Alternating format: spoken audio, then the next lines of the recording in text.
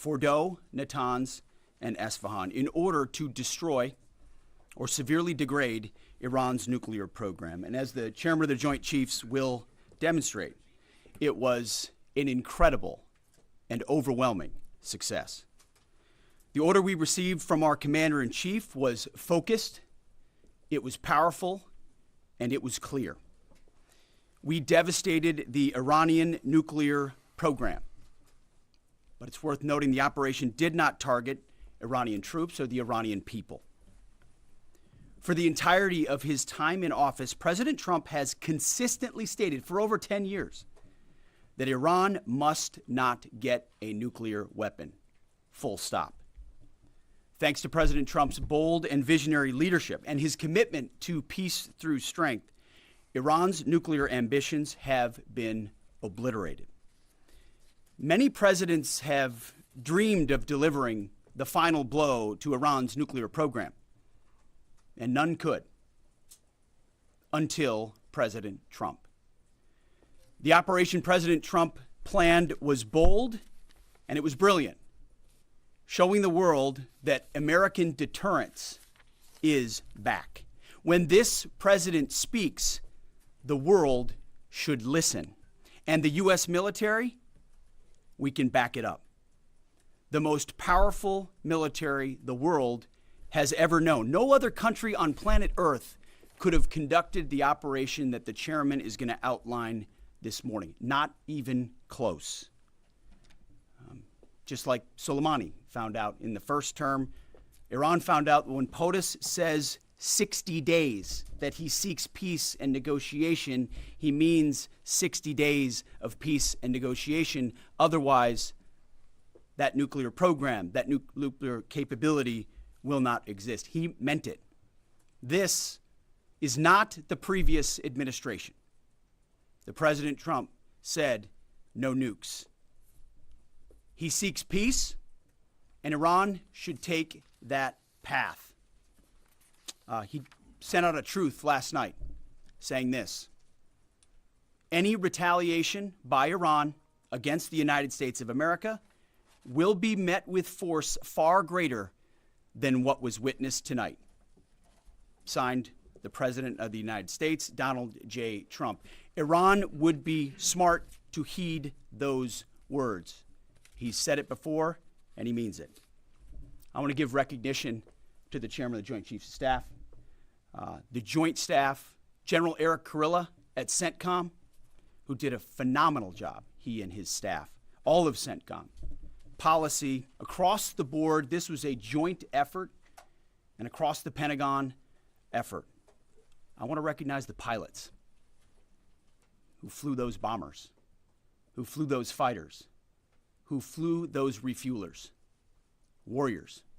I want to recognize the sailors on those destroyers, in those subs, on those carriers, warriors, all of them. I want to recognize our soldiers doing air defense, base defense, QRF, warriors, all of them. Every American involved in this operation performed flawlessly. And I want to give recognition to our allies in Israel as well. This is a plan that took months and weeks of positioning and preparation so that we could be ready when the President of the United States called. It took a great deal of precision.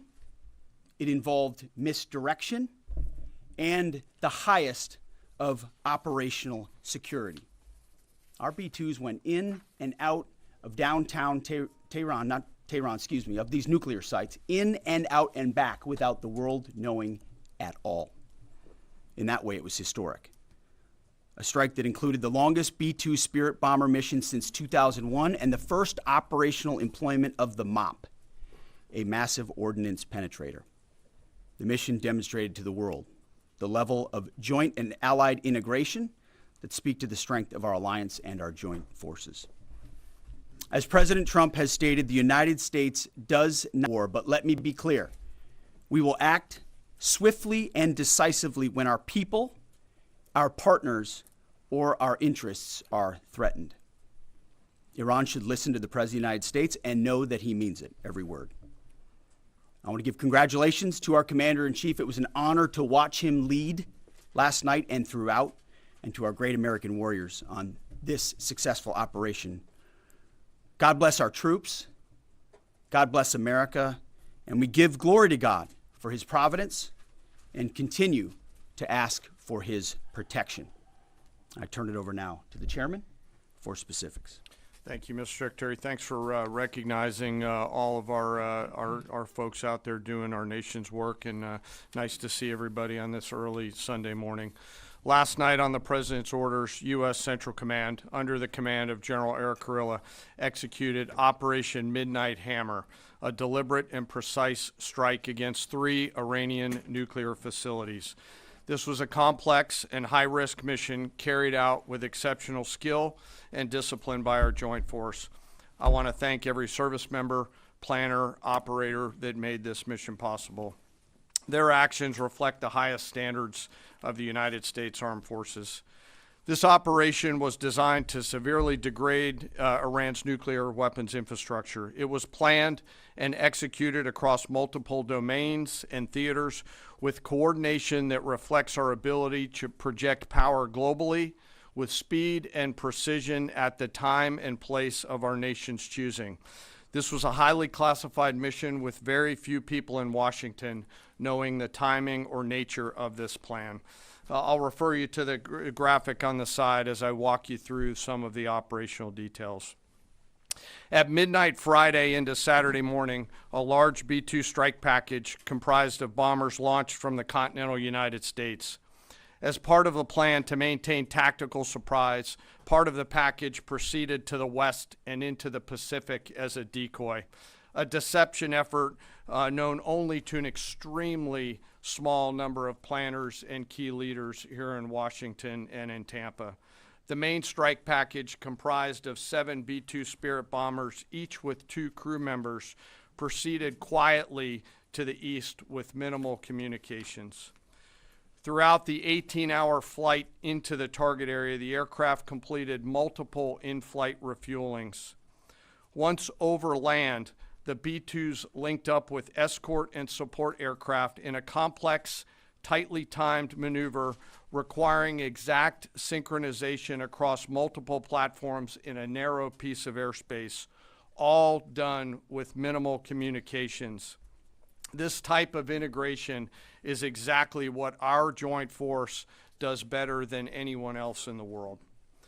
At approximately 5 p.m. Eastern Standard Time last night, and just prior to the strike package entering Iran, a U.S. submarine in the Central Command area of responsibility launched more than 24 Tomahawk land attack cruise missiles against key surface infrastructure targets at Esfahan.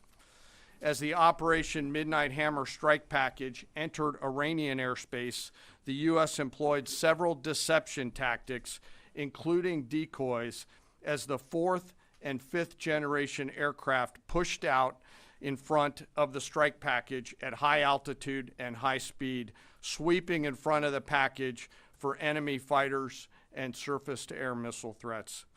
The strike package was supported by U.S. Strategic Command, U.S. Transportation Command, U.S. Cyber Command, U.S. Space Command, U.S. Space Force, and U.S. European Command.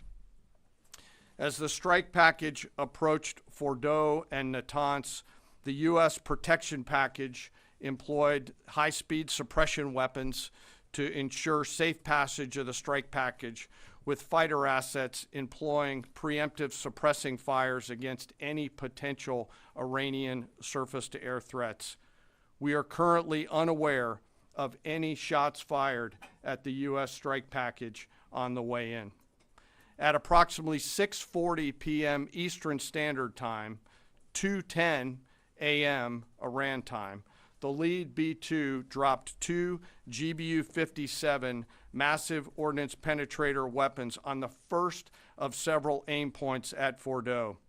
As the president stated last night, the remaining bombers then hit their targets as well, with a total of 14 MOPs dropped against 2 nuclear target areas. All 3 Iranian nuclear infrastructure targets were struck between 6:40 p.m. and 7:05 p.m. Eastern Time. Again, that's about 2:10 in the morning local time in Iran, with the Tomahawk missiles being the last to strike at Esfahan to ensure we retain the element of surprise throughout the operation. Following weapons release, the Midnight Hammer strike package exited Iranian airspace and the package began its return home. We are unaware of any shots fired at the package on the way out. Iran's fighters did not fly, and it appears that Iran's surface-to-air missile systems did not see us. Throughout the mission, we retained the element of surprise. In total, U.S. forces employed approximately 75 precision-guided weapons during this operation. This included, as the President stated last night, 14 30,000-pound GBU-57 massive ordnance penetrators, marking the first ever operational use of this weapon. I know that battle damage is of great interest. Final battle damage will take some time, but initial battle damage assessments indicate that all three sites sustained extremely severe damage and destruction. More than 125 U.S. aircraft participated in this mission, including B-2 stealth bombers, multiple flights of fourth and fifth generation fighters, dozens and dozens of air refueling tankers, a guided missile submarine, and a full array of intelligence, surveillance, and reconnaissance aircraft, as well as hundreds of maintenance and operational professionals.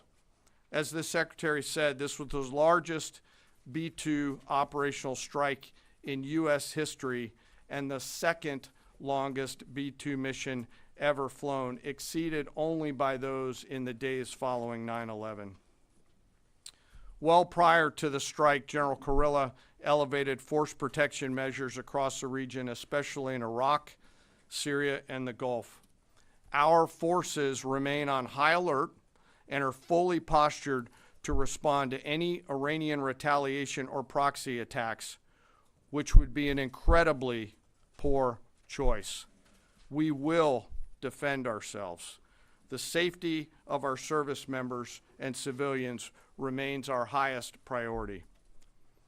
This mission demonstrates the unmatched reach, coordination, and capability of the United States military. In just a matter of weeks, this went from strategic planning to global execution. This operation underscores the unmatched capabilities and global reach of the United States military. As the President clearly said last night, no other military in the world could have done this. I join the President and the Secretary in being incredibly proud of the air crews, naval forces, cyber operators, planners, and support teams, and commanders who made this mission possible. It is their skill, discipline, and teamwork that makes this operation possible. I am particularly proud of our discipline related to operational security, something that was of great concern to the President, the Secretary, General Kepala, and me, and we will continue to focus on this. As we stand here this morning, many assets are still airborne, and we have hundreds deployed. I ask that we keep our warfighters on their way home and our deployed service member in our thoughts. Our joint force remains ready to defend the United States, our troops, and our interests in the region. Thank you very much. We will take a few questions, Phil. Me? Yeah. So, is regime change off the table, Mr. Secretary? And to the chairman, you said the battle damage assessment is still ongoing, but do you believe that some nuclear capability in Iran remains? This mission was not and has not been about regime change. The President authorized a precision operation to neutralize the threats to our national interests posed by the Iranian nuclear program and the collective self-defense of our troops and our ally Israel. Thanks for your question. I think BDA is still pending, and it would be way too early for me to comment on what may or may not still be there. But thanks for the question. Green. No, behind you. Excuse me, Mr. Secretary, can you tell me, was there a particular moment when the president decided to pull the trigger on this operation, where he said, now, rather than being, something in the holster, now we're going to pull the trigger on it? I would just say, having the opportunity to witness his leadership, he was fully committed to the peace process. Wanted a negotiated outcome, gave Iran every single opportunity, and unfortunately was met by stonewalling, which is why he gave them plenty of time to continue to come to the table and give up enrichment, give up the nuclear program. But there was I won't say the particular moment, there was certainly a moment in time where he realized that it had to be a certain action taken in order to minimize the threat to us and our troops. Yeah. General, you say that General Kronologi increased force protection in Iraq, Syria, and Gulf, and those areas. Were they given any advance warning the attacks were coming? And also, Mr. Secretary, when were congressional leaders notified? How long before the attacks took place? Sir, to your first question, the risk has clearly been rising over the last few weeks in the region. Based on that, and not a particular awareness of this operation, we've made smart decisions to minimize the risk to U.S. forces in the region. They were given no advance warning? No, sir. And congressional? They were notified after the planes were safely out. Well, we complied with the notification requirements of the War Powers Act. After the attacks, they were notified? They were immediately thereafter. Yes. Thank you, Secretary. Two quick questions. Do you believe you completely destroyed Iranian nuclear program? And how about Iranian ballistic missiles? Your ally as Israel always saying that is biggest threat. And second question is very important. What will be your next step if Iran or militias under Iranian influence in the region attack U.S. interests or allies in the region? And you can chime in on this too, Mr. Chairman. The battle damage assessment is ongoing, but our initial assessment, as the chairman said, is that all of our precision munitions struck where we wanted them to strike and had the desired effect. Which means especially in Fordo, which was the primary target here, we believe we achieved destruction of capabilities there. Ultimately, wherever it may be, whether it's in Iraq or Syria or bases in the Gulf, as the president said, as the chairman said, it would be a very bad idea for Iran or its proxies to attempt to attack American forces. Yes. Thank you, Mr. Secretary. Regarding retaliations, Iran and North Korea are cooperating on nuclear and missile development. Do you think there is a possibility that Iran, North Korea, and the other forces, such as China, will join forces to retaliate against the United States? Well, unfortunately, because of the policies under the previous administration, we drove those countries together. And ultimately, that creates a challenging environment. For this particular operation, the focus is on Iran and Iranian nuclear capabilities. That's our focus here, is to not just say that they can't have, but President Trump has said from over 20 years, frankly, Iran cannot have a nuclear weapon. And ultimately, he decided this is the moment, given their stonewalling, when direct military action had to be taken to prevent that from happening. Yes. Thank you very much. General Kane, I understand OPSEC, I respect OPSEC. Can you say at all what security procedures are being taken to protect U.S. troops in Iraq and elsewhere in the Middle East?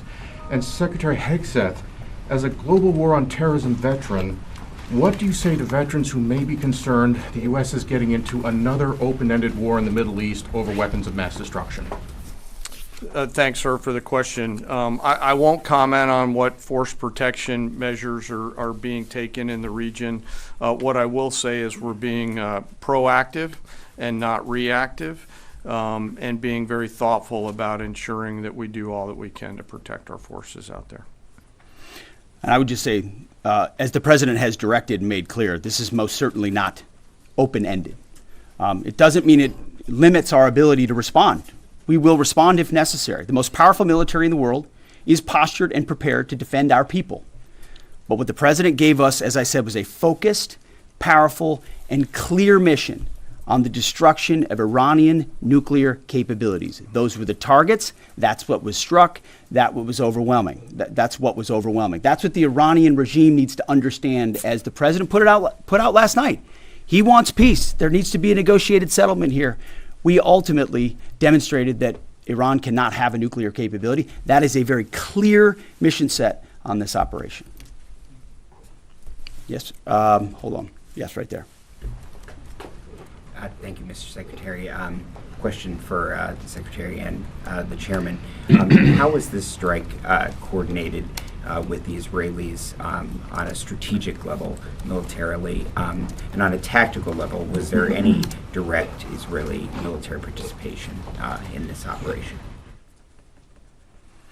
Well, I would say certainly Israel had an incredible military success, especially at the beginning and ongoing, in degrading Iranian capabilities, in degrading Iranian launchers, MRBMs. It's been incredible to watch what our ally Israel has been able to do.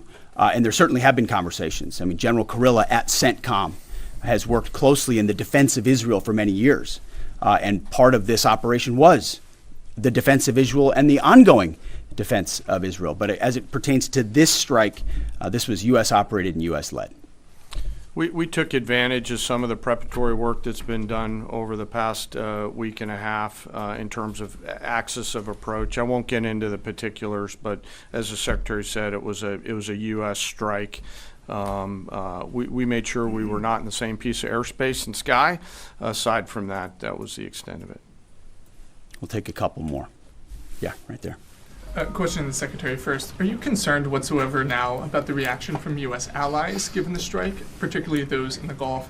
And to the Chairman, if I may, I understand you don't want to speak to specific assets and force protection measures, but do you anticipate at least having to bring in any further assets from other theaters to aid in force protection over the coming days? We certainly understand the challenges of allies in the region, and we have been respectful and in working in collaboration with them as it pertains to basing and sensitivities there. Ultimately, they've got a lot of assets and people in those locations also where American troops are co-located. So that's a consideration of ours. We've been in close consultation with them, and we appreciate the support that we have got. Thanks for the question on sort of the global picture. And as you know, that's one of my jobs, is to look globally at the entire range of challenges. We are always carefully considering our force posture around the world and then offering options to the Secretary and to the President. I won't comment on any future things, but the American people should know that we carefully consider those moves around the world and try to modulate as needed our force structure in the region. Absolutely. Yeah, right here. Thank you. What communications are being sent to the Iranians right now, and is there any possibility of diplomacy now or in the coming days?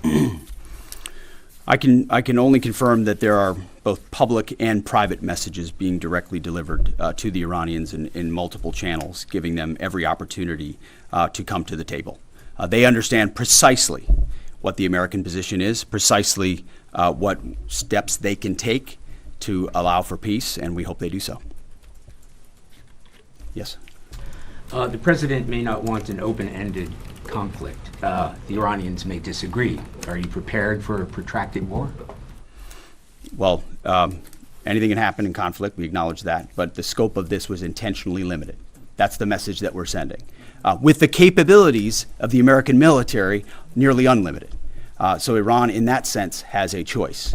But we've made it very clear to them, this is nuclear sites, this is nuclear capabilities, this is the line that the president set, and we set that back. Now is the time to come forward for peace. But I think one of the takeaways from this as well is the unprecedented level of ongoing cooperation. I can't speak highly enough of the chairman and his staff and General Ketua in CENTCOM, what they've done to look around the corner, to pre-position, to understand how an operation like this comes together.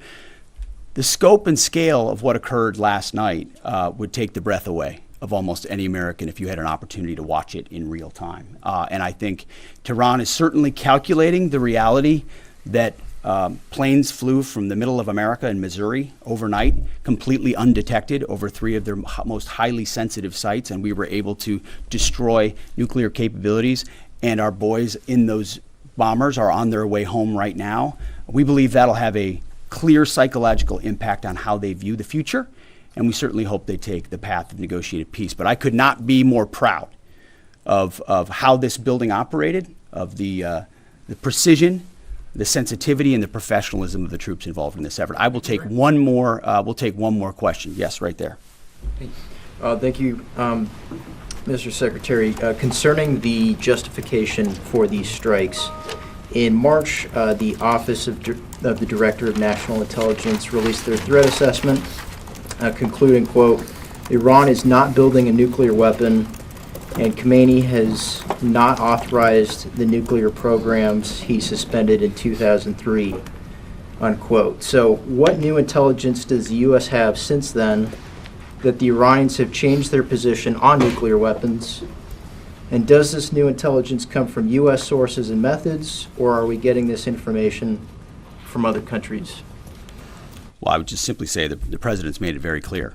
He's looked at all of this, all of the intelligence, all of the information, and come to the conclusion that the Iranian nuclear program is a threat, and was willing to take this precision operation to neutralize that threat in order to advance American national interests, reduce the Iranian nuclear program, and obviously collective self-defense of ourselves and our allies. So he looked at all of it, understood the nature of the threat, and took bold action I think the American people would expect in a commander-in-chief. That's all we've got. Thank you very much. Appreciate it. Mr. Chairman. Thank you. Mr. Chairman, do you have any of the WC-135s up to check the radioactive material in the atmosphere?